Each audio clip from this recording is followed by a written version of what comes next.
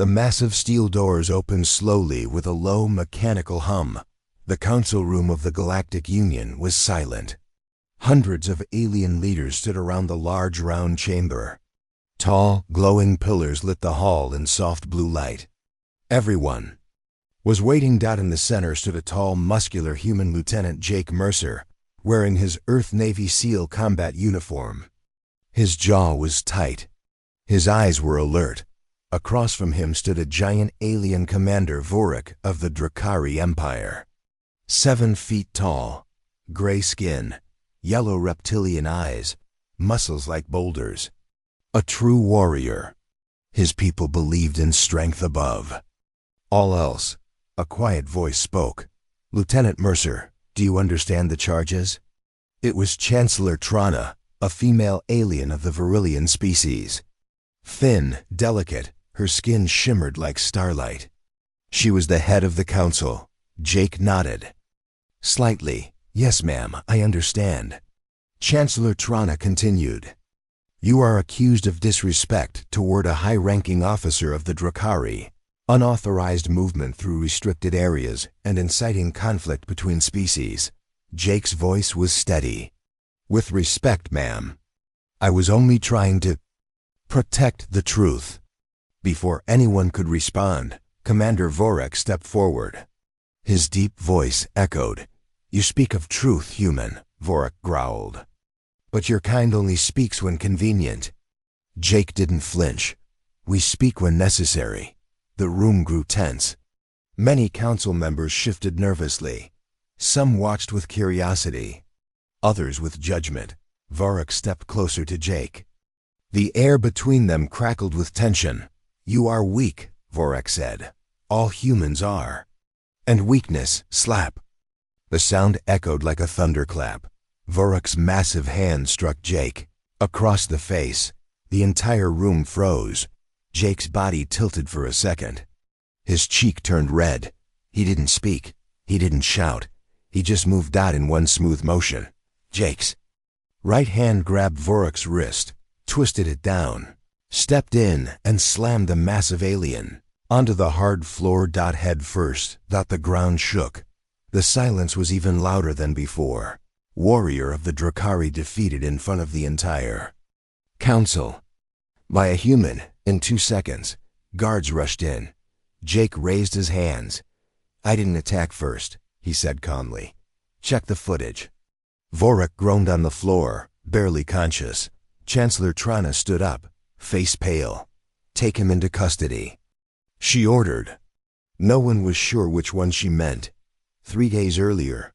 Flashback begins. Jake stepped off the shuttle at Moon 7, a remote galactic base near a dying star system. He looked around. Alien ships, robot drones, and guards in metallic armor moved through the docking bay. The air smelled like metal and dust. A small human greeting team approached. "Leo Mercer? Welcome to Moon 7. I'm LT Hanley, Earth Liaison." "Thanks," Jake replied, shaking his hand. "Let's keep this short." "Why am I really here?" Hanley looked nervous. "You're Earth's representative for the new Peace Alliance. High-level talks with the Drakari begin tomorrow." Jake frowned. "Drakari? Thought we weren't on speaking terms with them." Hanley gave a half-smile. "We weren't, until now." As Jake walked through the halls, he saw Drakari soldiers watching him. Their eyes cold, their posture proud. Something felt off. That night, uninvited truth, Jake couldn't sleep. His instincts, honed from dozens of missions, told him something was wrong. He walked the halls quietly. The guards ignored him. He followed a small maintenance robot down a hallway. It entered a restricted tunnel marked Research Bay B. Jake paused, then followed. The hallway became darker. Colder. He reached a metal door with a small glass window. Inside, a child, small gray skin like the Drakari, tubes in his arms, floating inside a glass tank filled with blue liquid. Alive, but suffering. Jake's heart pounded. A voice behind him said, "You shouldn't be here." Jake turned. A thin alien in a lab coat stood there, holding a datapad. What is this place? Jake demanded, officially. Climate research, the scientist said nervously. But unofficially, it's a secret. Jake stepped closer. What kind of secret? They're building a weapon, the scientist whispered. From DNA human and alien combined. Jake stared at the child in the tank. This kid is the weapon? He's the prototype, the scientist said. There are others. Suddenly alarms blared, red lights flashed, security breach. Sector 9, Jake turned. You called them? I didn't, but they're coming. Jake sprinted down the hall as heavy footsteps echoed behind him. He ducked into a supply room, then climbed into a vent. He moved silently, heart pounding, sweat on his forehead. Back in his quarters, he sat on the edge of the bed, breathing hard. Then a message pinged on his datapad. Do not trust the Council. They're hiding something under Moon 7. Watcher, Jake. Stared at the message. Watcher? Next morning, political games. The Council gathered in the main conference hall. Bright lights. Long tables. Dozens of species, all speaking through translators. Chancellor Trana gave a speech about unity, peace, and the importance of interspecies trust. Jake stood quietly, across the room. Commander Vorak stared at him. During a short break, Vorak approached. You walk like a soldier, Vorak said. Jake smiled. And you walk like a tank. Vorak didn't laugh. Humans are clever, but not wise. We have lost many to your kind's weapons. Jake's smile faded. We didn't start those wars. But you finished them. Jake stepped closer. You think strength is all that matters. But strength without purpose is just violence. Vorak growled softly. Careful, human. You first, Jake said, and walked away. Meanwhile, a hidden meeting in a dark room deep below Moon 7. The real council met, not the politicians. The power behind them. 6 beings, connected through neural links. Their eyes glowed. There. Voices echoed as one. The human knows too much, said the voice. Terminate? Not yet. Let the Drakari handle him, publicly.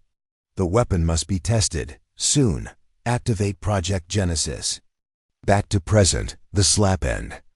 Now we're back, the slap, the throw. The silence. Jake stands, surrounded by guards. Vorak is unconscious. He raises his hands. No resistance. A council officer whispers into the Chancellor's ear. She nods. Lieutenant Mercer, you are hereby placed under investigation. You will be held in the security wing until further notice. Jake doesn't speak. He knows this is bigger than just a fight. As he's led away, he looks back. One Drakari officer watches him, not with anger, but with fear. Something is coming. Final scene, a message in the dark of his cell. Jake sits on the floor. Suddenly, a soft light glows from the wall panel. A voice speaks through a small speaker. The slap was just the beginning, Lieutenant. They're building something that could destroy planets. You have 72 hours before they launch the first test. Jake leans closer. Who are you? He whispers. The voice pauses. Call me ... Watcher. Fade out. The cold walls of the Moon 7 security cell were silent, but LT, Jake Mercer, couldn't rest. He sat on the bench, hands on his knees, staring at the small glowing light in the corner. He knew someone was watching. He had been locked up for hours. Maybe longer. Time didn't feel real here. His head still echoed with the last words from the wall speaker. You have 72 hours before they launch the first test. Who was Watcher? What was the weapon? And why did the Council want him silenced? The cell door suddenly hissed open. 2 guards stepped in. Move, one of them said. Jake stood without argument. Where are we going? No reply. The guards escorted him down a long metallic hallway. Every step echoed. He counted each one. A soldier's habit. They reached a small room. No windows, 1 chair, 1 screen. Sit. Jake sat. The guards left. A few seconds later, The screen lit up. Chancellor Trana's face appeared, calm but unreadable. "You've caused trouble, Lieutenant," she said softly. Jake leaned forward. "I saw what you're hiding." Trana didn't blink. "We are trying to protect peace." Jake shook his head. "Peace doesn't need secret labs and test subjects." "I saw the child." A flicker of emotion passed across her face, maybe regret, maybe something else. "You weren't supposed to find that lab," she said. Jake's voice was cold. "What are you building?" Trana paused. "A solution. One that ensures order. Permanently." She reached toward something off-screen. The image cut off. The door opened again. The guards returned. But this time, Jake noticed something. One of the guards wasn't moving right. Too tense. Too alert. Escape begins. As Jake stepped into the hallway, the tense guard grabbed his arm tightly, too tightly, and whispered, "Don't speak. I'm not one of them." Jake's heart jumped. The man guided him down a side path and opened a hatch in the floor. "In here," he said. Jake climbed down into darkness. They crawled through narrow service tunnels filled with wires and steam. The man moved quickly. Finally, they reached a small hidden chamber filled with old crates and supply boxes. The man removed his helmet. He was Drakari but young, smaller than the others, with a scar over his eye. "My name is Renner," he said. "I'm part of the resistance." Jake looked confused. "Resistance?" "Yes," Renner replied. "Not all of us agree with the Council or with Commander Vorek." Jake sat on a crate, breathing hard. "What do they want?" "They want control," Renner said. "They're afraid of humans, of change, so they created Project Genesis." Jake's eyes narrowed. "What is that?" Renner looked down. "A weapon made from your DNA, mixed with Drakari strength. Born in a lab, raised to follow orders." Jake's chest tightened. "That child was part of it?" Renner nodded. "He's prototype 1. The truth about Genesis." Renner reached into a crate and pulled out a data chip. "This has everything," he said. "Reports, test logs, mission plans. They want to use the prototypes to control every planet in the outer rings." Jake plugged the chip into a small screen on the wall. Images appeared.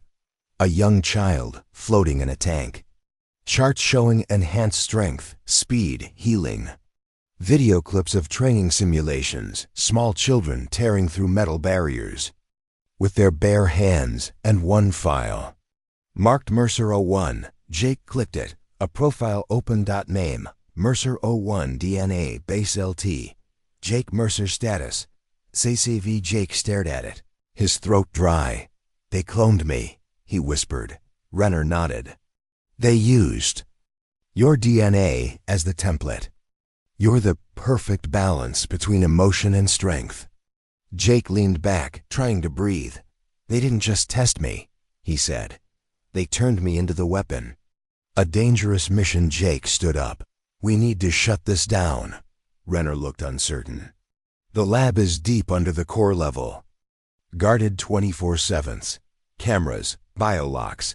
If they catch us, they won't arrest us again." Jake tightened his fists. "Then we won't get caught." They waited until the shift change.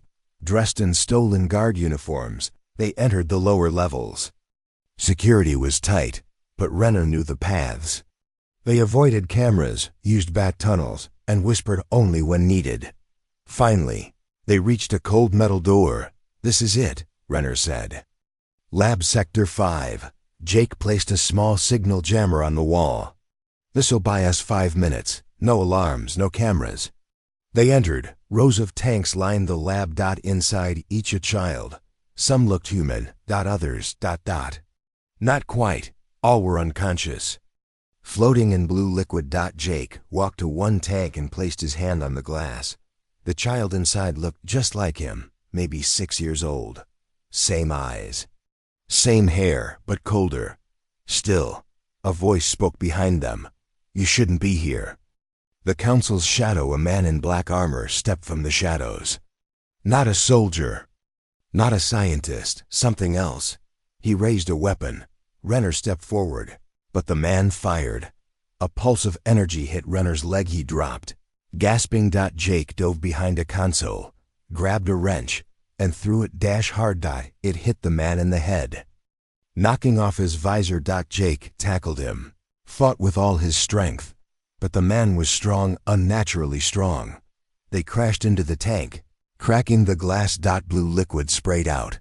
The child inside opened his eyes, bright silver. Suddenly, the lights flickered.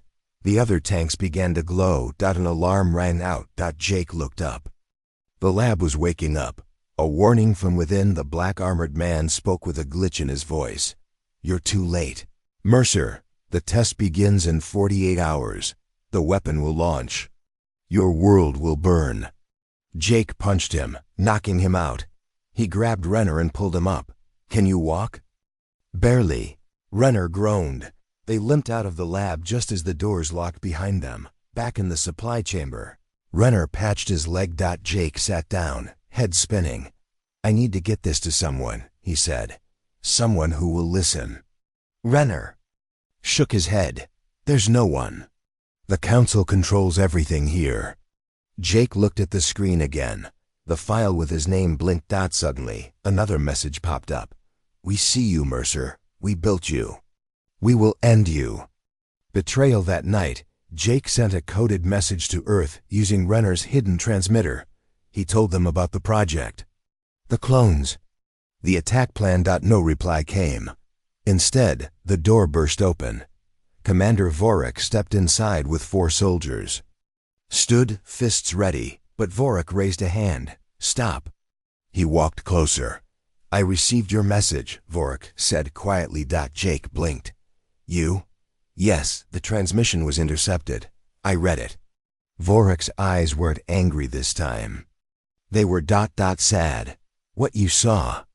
"It's true," Vorik said, "and I've known for a long time." Jake stared. "Then why the slap? Why the trial?"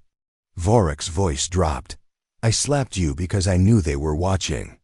I had to make you look weak, look defeated, so they would ignore you." Jake clenched his jaw. "You could have told me." "I couldn't," Vorik said. "But now, the time for hiding is over." He pulled out a small device and handed it to Jake. "This is the location of their main lab. It's under Sector 12. The clones are there, including the final weapon." Jake frowned. "Final?" Vorik nodded. "They made one more, with full consciousness, grown in just weeks. It knows who you are, and it hates you." Cliffhanger. Ending. Jake took the device and turned to leave, but before he reached the exit, an explosion shook the walls. Red alarms flashed again. Vorik turned. "They found us! Move!" Soldiers poured in. Energy blasts hit the walls. Jake and Vorik ran through the hallways as smoke filled the air. Suddenly, they were cornered. Dozens of council guards stood in front of them, weapons raised. Then the lights died. From the shadows a figure appeared, a boy. No older than 10, but his eyes glowed bright silver. His voice echoed. "Hello, Father." Jake froze. The boy stepped closer. "You made me, but I'll be the one to finish you." His hand rose. Energy crackled in his palm. Vorik stepped in front of Jake just as the energy blast fired. The screen went white. Smoke filled the hallway. Sparks flew from broken light panels. The floor trembled beneath their feet. Alt. Jake Mercer rolled over, coughing, ears ringing. His vision was blurred. The last thing he remembered was the boy's voice. "Hello, Father." Then, the blast. He looked around. The walls were scorched. A few dead soldiers lay on the ground, burned, twisted. There was no sign of the boy. Jake pulled himself up. "Vorik!" He shouted. A groan came from nearby. Commander Vorik lay against the wall, armor cracked, blood dripping from his forehead. Jake rushed over. "You okay?" Vorik nodded slowly. That was him." Jake helped him stand. "Yeah, that was the final clone." Vorik wiped blood from his eyes. "He's strong. Stronger than any of us." Jake looked at the scorch marks on the walls. No, he's a weapon. Recovery and reflection hours later, in a hidden part of Moon 7, Jake and Vorak rested in a small medical room controlled by the Drakari resistance. The rebel medic patched up Vorak's wounds.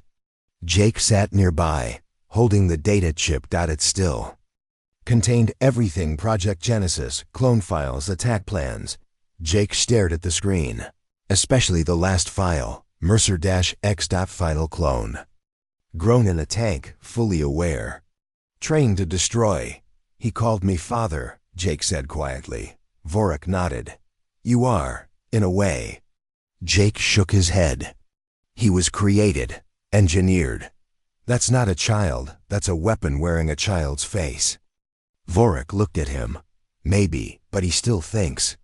Still feels, and feelings can change everything. Jake sighed. What if he can't change? What if he was born to kill? Vorak didn't answer. They both knew the truth. The real war hadn't even started yet. Back to the council in the council tower above. Chancellor Trana stood before the remaining council members. Her voice was cold. Mercer has escaped again. The clone is active. The Genesis chamber is exposed. A Virillian counselor spoke. Shut it down. Terminate the clones. Trana turned slowly. No. Everyone looked at her in shock. We continue, she said. If we stop now, we lose control. The Mercer-X clone is more advanced than we imagined. He will hunt down the traitors for us. And what if he turns on us? The counselor asked. Trana smiled faintly. Then we'll activate the backup. There's another confrontation at the training yard. Later that day, Jake walked outside into the old training yard of the Drakari rebels. A large open space with broken training dummies, target walls, and sparring rings. The sun above Moon 7 glowed red behind the clouds. It felt like the calm before a storm. Jake stood silently, hands behind his back, staring at the dusty ground. Then came footsteps. Drakari. Soldiers and rebel humans surrounded the area, watching from a distance. Jake looked up. Commander Vorak stood across from him. No words. Just tension. Suddenly, Vorak charged. Jake dodged the first punch, slid sideways, then blocked a kick. They moved like lightning. One, trained as a soldier, the other born a warrior. The crowd watched in silence. Vorak struck again, this time harder. Jake's shoulder twisted, pain shooting through him. He responded with a spin and a quick elbow to Vorak's ribs. A gasp from the crowd. Vorek stumbled back. They circled each other. Jake spoke first. What is this? Vorak replied, Your test. Jake frowned. This isn't the time for games. Vorak's eyes narrowed. You don't get to lead this mission unless you prove you're strong enough. Jake looked at the crowd, then back at Vorak. Fine, he said, and charged. They clashed again, fists, feet, sweat, pain. But this time, Jake didn't hold back. A sharp jab to the chest, a sweep of the leg. And finally, a slam into the ground. Vorek lay there breathing hard. He looked up and smiled. You pass. Mission begins that night. Jake gathered with the rebel leaders in a hidden war room. A large table displayed a holographic map of Moon 7's underground levels. Renner, still limping from his earlier injury, pointed at a red zone. This is Sector 12. That's where the main Genesis core is. It's where the clone was created. Jake studied the layout. Security? Renner nodded. Heavy, automated drones, biolocked doors. No one gets in or out without a council key. Jake reached into his jacket and pulled out a small chip. I took this from the lab guard before we escaped. He placed it on the table. The hologram shifted. A path opened. Renner smiled. That's our way in. Vorak stepped forward. We move in teams. One goes for the core. The other, he looked at Jake, goes for the boy. Jake's jaw tightened. He's not a boy, not anymore. Vorak didn't respond. Everyone knew what needed to be done. Entering the lab at midnight, the rebel team moved through the tunnels, silent as shadows. Jake, Renner, and two others entered the lower levels first. Vorak led the backup team from the north side. The tunnels were quiet, too. Quiet. Jake looked around. Where are the guards? Suddenly, a voice echoed through the speaker system. Welcome back, Father. Everyone stopped. The voice continued. You came to end me. But I came to finish what you started. Lights flickered. Doors slammed shut. Gas began pouring into the hallway. Jake yelled, masks on. They scrambled to seal their suits. Renner barely managed to get his on in time. The hall turned red. Jake pushed open the next door. Inside was a chamber of mirrors. And in the center, Mercer Rex, the mind game. Jake stepped into the room. The others waited outside, holding the door. Mercer Rex stood there. A perfect copy of Jake, but younger, colder, more focused. He smiled. I thought you'd come sooner. Jake didn't draw his weapon. This doesn't have to end in blood. Mercer Rex tilted his head. You still don't understand. I'm not broken, I'm complete. You're a clone, Jake said. Made in a tank, you didn't ask for this. No, Mercer Rex replied. But I accepted it. I am the next step, you are the past. Jake stepped closer. You're afraid, the clone laughed. Afraid of you? Jake nodded. You saw me fight. You felt something, didn't you? A memory that wasn't yours. Mercer Rex's smile faded. Jake continued. You have my DNA, my instincts, my emotions. That means ... you can choose. The clone looked down. His hands trembled. For a second, just a second, he looked like a lost boy. Jake reached out a hand. You're not a weapon. Not unless you choose to be. Mercer Rex's eyes filled with confusion. He stepped forward. Then bang. A gunshot. Blood. The clone dropped to one knee. Jake turned. A council soldier stood in the doorway, holding a smoking rifle. Jake raised his weapon and fired twice. One shot in the chest, one in the head. The soldier fell. Jake rushed to the clone's side. Stay with. And me, he shouted. Mercer Rex coughed, blood dripping from his lips. I don't want ... to die. Jake held his hand. You won't, not here. The clone looked into Jake's eyes. They made me hate you, but I see now. You were never the enemy. Then, he passed out. Lockdown and cliffhanger. Jake carried Mercer Rex out of the chamber. The others stared in shock. He saved us, Renner said. Jake nodded. He's not the problem, the council is. Suddenly the ground shook. A loud alarm blared through the walls. Self-destruct sequence activated. 5 minutes. Jake's heart dropped. They're going to bury the truth. Vorak's voice came through the Jake, the core is armed. They're wiping everything. You have to get out now. Jake looked down at the clone in his arms. He had a choice. Escape. Or save the boy who once tried to kill him. He made it without hesitation. Renner, take the chip and run. Get it to Earth. I'll stay with him. Renner protested. You'll die. Jake's eyes were calm. Then I die doing the right thing. He turned and ran deeper into the tunnels as the world shook around him. Final scene. A voice in the dark in the darkness. As the countdown reached 30 seconds, Jake placed the clone on the ground. He injected a stim pack into Mercer Rex's neck. The boy gasped and opened his eyes. Why, did you save me? He asked. Jake smiled faintly. Because no one saved me when I needed it. Fade to white. The world was shaking. LT. Jake Mercer could hear the countdown echoing in his ears. Self-destruct in 20 seconds. Smoke filled the underground tunnels of Moon 7. Red lights flashed. The walls groaned. Metal cracked from the force of the bombs planted beneath the Genesis core. Beside him, Mercer Rex, the clone child, lay weak but alive. His body trembled, eyes half open. He had just been shot. His first real pain. Jake grabbed him and ran. Every step was a fight. The tunnel behind Them collapsed. 15 seconds. Jake's boots slid over broken glass and wires. The walls glowed with heat. He reached a blast door, locked tight. 10 seconds. He slammed his fist on the control panel. Nothing. The clone raised a shaking hand. His fingers lit up with energy. Jake stared. Can you do it? The clone nodded slowly and touched the panel.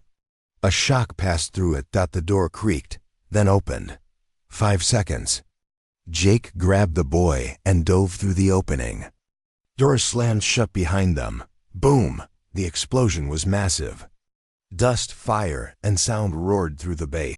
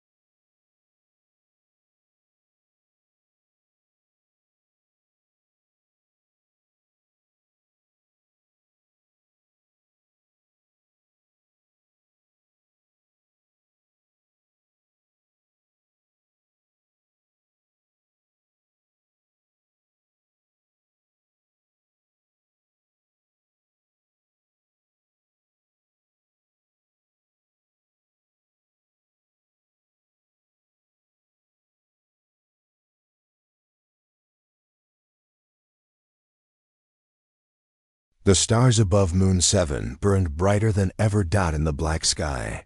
Dozens of ships glowed like fireflies. The Council's war fleet had arrived. LT, Jake Mercer, stood at the observation deck of the rebel ship Rising Dawn, watching in silence. Behind him, alarms buzzed, boots hit metal floors, and orders were shouted across comms. The peace that once existed was now shattered. The Council wanted war. And they were coming fast. Jake tightened his grip on the railing. This is it. The Council's message on every channel. One voice spoke, cold, calm, and deadly. Chancellor Trana. To the people of the galaxy. The traitor known as Jake Mercer has spread lies. Do not believe him. Surrender him to us, and peace will return. Refuse, and war will follow. The message ended with the Council's fleet changing formation, moving into attack positions. Inside the Rebel Command Center, Commander Renner stood with Jake and the clone boy, now recovered and wearing light armor. They're not just sending a warning, Renner said. They're preparing for full planetary assault. Jake stared at the screen. Then we hit first. The mission briefing all Rebel captains gathered around a holographic table in the war room. Jake pointed to the fleet diagram. Council fleet has 3 command ships. If we destroy those, their forces will break formation. Renner nodded. But each one is shielded. Jake zoomed in on one of the ships. This one, the Dreadfire, holds their central AI system. If we shut it down, their auto-defense and drones go blind. Another Rebel leader frowned. Getting close enough is suicide, Jake replied. That's why we're not sending the whole fleet. Just one team. A pause. Everyone looked at him. You mean us? Renner asked. Jake nodded. One ship. One team. Infiltrate, shut down the AI, and buy time for the rest to attack. And the clone? Renner asked. Jake looked at the boy. He's coming with me. Flying into fire hours later, the small stealth ship Shadow Echo launched into the stars. Inside were 4 people. Jake Mercer, the clone, Mercer X, Renner, Rebel. Pilot named Lyra. The ship moved low and fast, hidden from enemy radar. From a distance, the Council fleet looked like a giant wall of metal. Cold, powerful, untouchable. Jake stood behind the pilot, eyes locked on the central command ship. That's the Dreadfire. That's our target, Lyra asked. What's the plan? Jake's answer was short. Get close, get in, get out. Boarding the beast, the ship reached the Dreadfire's underside. Where the old maintenance ports were, the group wore magnetic boots and armor as they exited through the hatch. In the dark void of space, they walked slowly across the surface of the ship. Entry point up ahead, Renner said. The clone kept pace, silent but focused. He looked at Jake. Why bring me? Jake replied without looking. You're the key. Their system was designed with your DNA. You can shut it down faster than anyone. The clone nodded. They reached the airlock. Renner hacked the door. Click. The lock opened. Air rushed in. They entered, and inside was silence. No alarms. No guards. Jake whispered. Too easy. That's when the lights turned red. Trap-activated automated turrets dropped from the ceiling. Steel doors slammed shut. Behind them, a robotic voice spoke. Welcome, Subject Mercer. Termination protocol active. Lasers fired. Jake pushed the clone behind cover. Move. Renner rolled into a side room, tossing a small EMP grenade. Boom. The lights flickered. The turrets died. The hallway was full of smoke and sparks. Jake looked back at the clone. You okay? I'm fine, the boy said. Let's keep going. They ran deeper into the ship, the I-core finally. They reached the heart of the Dreadfire, a massive round chamber filled with glowing blue pillars, cables, and a tall central AI column. The clone walked up to a panel and placed his hand. On it. It lit up. DNA match confirmed. Welcome, Mercer X. Jake and Renner stood guard while the clone worked. Can you do it? Jake asked. The clone nodded. Yes, but what? If I shut down the core, I go offline too. Jake froze. What do you mean? My neural signature is connected to the Council's AI system, the clone explained. They built me that way. Renner's face tightened. You'll die? Not exactly, the clone said. But I'll lose everything. My mind. My memories. I'll be blank, like I was before. Jake walked over and knelt beside him. You don't have to do this. The clone looked up at him. Double quotes. Yes, I do. I'm not a weapon. But I was made for this. If doing this means others live, then it's worth it. The choice. Jake stood silent, torn. He had watched this boy grow. He had seen him laugh, hurt, and choose to be more than a tool. Now he was choosing again. The clone looked at Jake. Will you remember me? Jake placed a hand on his shoulder. Always. The boy nodded. Then he placed both hands on the console. His cold, eyes glowed. The room shook. Lights blinked. The AI screamed in static voices. Unauthorized access warning, link breach. Then silence. The lights dimmed. Every drone in the fleet powered down. On the rebel ship Rising Dawn, the crew cheered. They did it.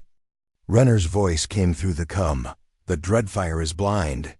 The battle above with the AI down. The rebel fleet attacked. Missiles fired. Laser cannons tore through enemy shields. The Council's once perfect formation crumbled. Without the Dreadfire's support, the other ships fell one by one. On the ground, people from dozens of planets watched the live broadcast. They saw humans and aliens fighting together for freedom for the first time. Hope returned. Sacrifice remembered back in the AI core. Jake held the clone's body. The boy was alive, but different. His eyes were blank. His mind was gone. He had done what he said. He had saved them all. Renner stood beside Jake, silent. Jake whispered, You gave up everything to become human. He closed the boy's eyes and lifted him in his arms. We're going home.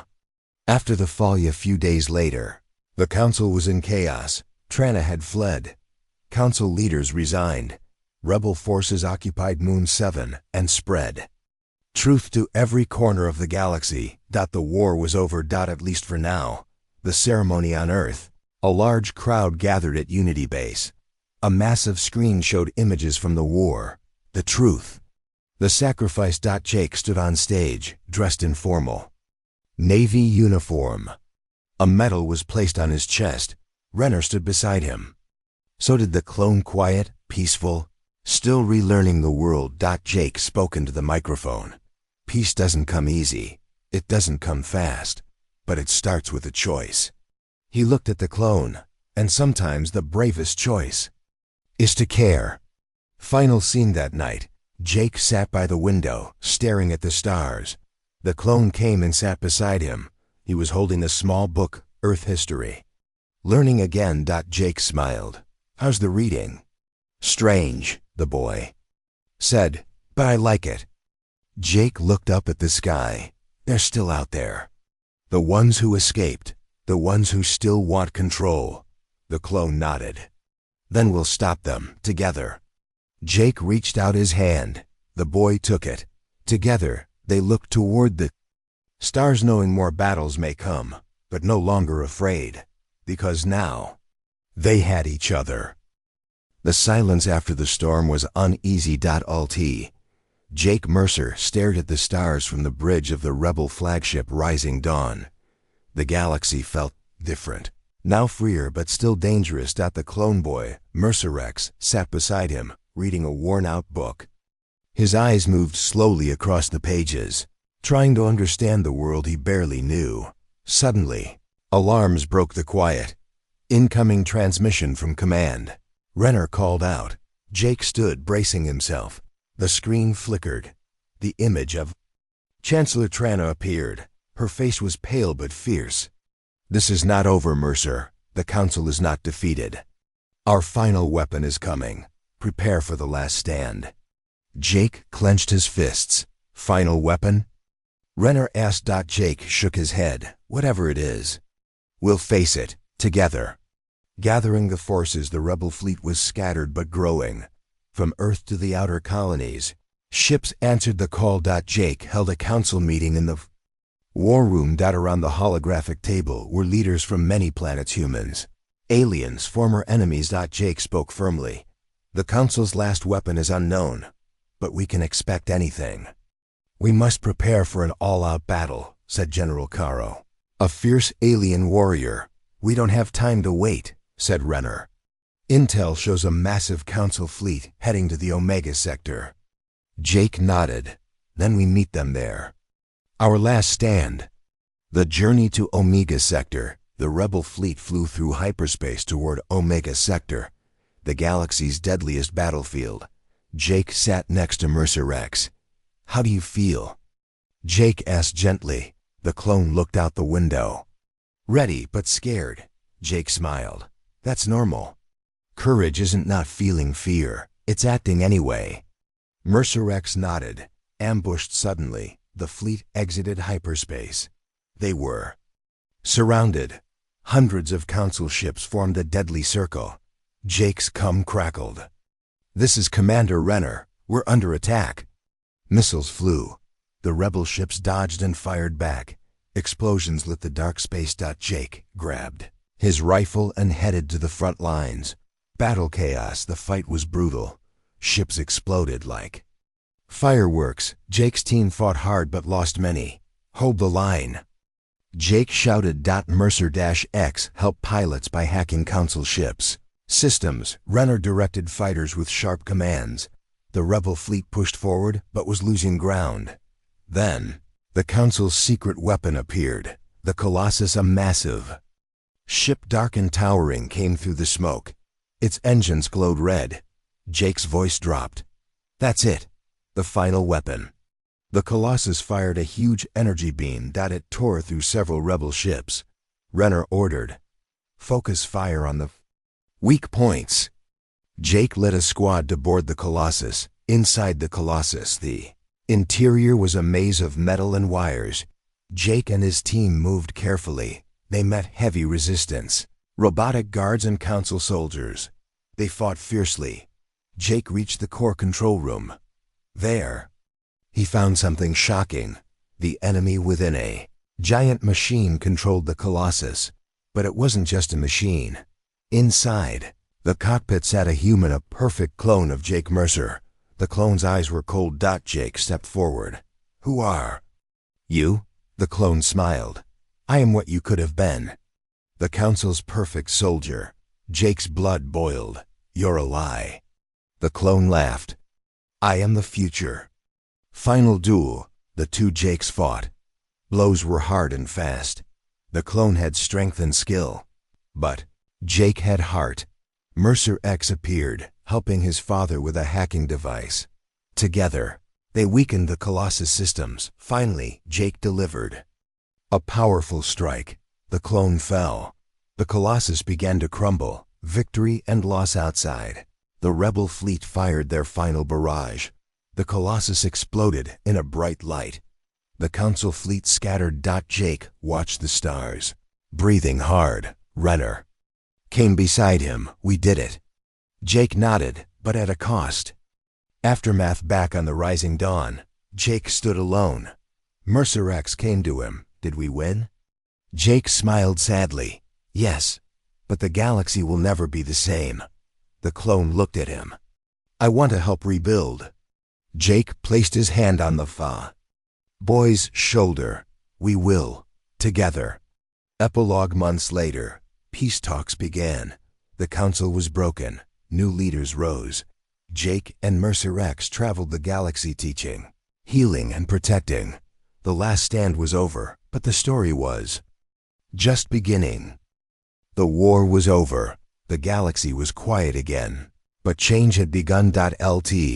Jake Mercer stood on the bridge of the rising dawn, watching the twin suns rise over the horizon of Moon-7. Mercer X, the clone boy, stood beside him. No longer just a weapon, but a person learning what it meant to be alive. The past battles had left scars on planets. on people, and in their hearts. But now a new chance was here. Rebuilding a broken galaxy, the council had fallen.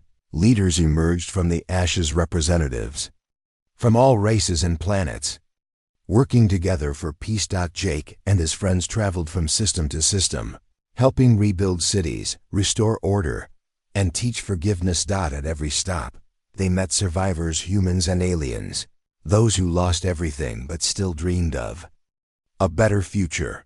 Jake felt hope growing in their eyes. Unity Council in a large hall on Moon 7. Leaders gathered to form the new Unity Council. Jake was invited as a special guest. Standing before the crowd, he spoke. We fought for freedom, for truth. Now we must fight for peace. Together, we can build a future where no one rules with fear. The crowd cheered. Mercer X smiled, stepping forward. I'm still learning who I am, he said quietly. But I want to help too. Seeds of peace with the Unity Council's guidance. New laws were made, laws that protected rights, ensured fairness, and celebrated diversity. Trade routes reopened. Old enemies became allies. Schools and hospitals were rebuilt. Jake often visited these places, watching children laugh and learn. One day, Mercer X approached him with a question. Dad, what does it mean to forgive? Jake thought carefully. Forgiving means letting go of anger. It means choosing peace over hate, even when it's hard. The boy nodded slowly. Shadows of the past, but peace was fragile. Some groups still wanted the old ways. Secret factions plotted in the dark, hoping to restart war. Jake and Renner worked tirelessly to find and stop these threats.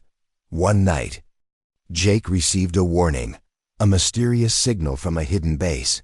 He gathered a team. We can't let this destroy what we built, he said. Into the darkness, the team traveled to a remote asteroid belt. There, they found a hidden facility. Inside were weapons, old and new, waiting for use. Jake's heart sank.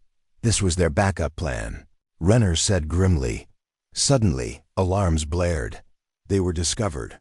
Final fight in the narrow halls of the base. Jake and his team fought off waves of enemies. The battle was fierce and close. Jake faced the leader, a former council general who refused to accept defeat. You think your peace will last? The general sneered. Jake held his ground. Peace is stronger than fear. With one final move, Jake defeated him. The base exploded behind them. Hope wins back on Moon 7. The Unity Council received news. The last threats were gone. The galaxy could finally breathe. Jake and Mercer X watched the sunrise. Together. Jake placed his hand on the boy's shoulder. We made it. A new dawn is here. Mercer X smiled, feeling the weight of hope. Epilogue: the future years passed. Jake became a symbol of peace and courage. Mercer X grew into a leader, helping shape the new galaxy. Together, they continued to protect what they fought for. Their story was one of struggle, sacrifice, and most of all hope. The end.